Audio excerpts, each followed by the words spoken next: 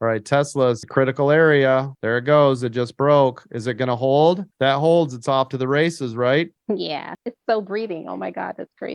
Isn't that wild? It is. It is. It's like, I think I can. I think I can. Uh-huh. Right now, everybody's trying to decide, do I go heavy in this or what? You can see a lot of volume coming in right here. You see this candle? Hey. That's volume. So if we see this volume start to really spike, that's when I would hammer this because that means it's going to pop.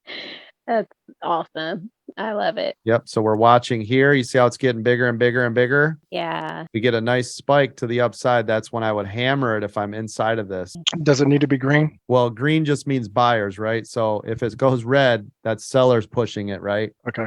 So right now it means buyers have, now see how it's longer? That's bullish. And of course, you're getting a nice candle pattern to the upside, all bullish. You see that, DT? Yeah. That's all good. awesome. I'd be in that. Yep. There See? it goes. There it goes.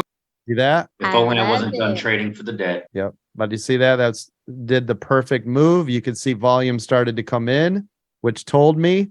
Plus you could see it was still nicely stair stepping, and I knew it was going to pop right there. You see how we all had that? That's beautiful. Look Wow, at it pushed go. right through the 142. Yep, that is beautiful. I told you though, because you know why? Because it had so much room here. See this? That had a long way to go. Look at that. Geez. That was a $1.50 move. From the Oh second. my gosh. Hopefully somebody's in Second that. green. Make some money. Wow. Right. Oh.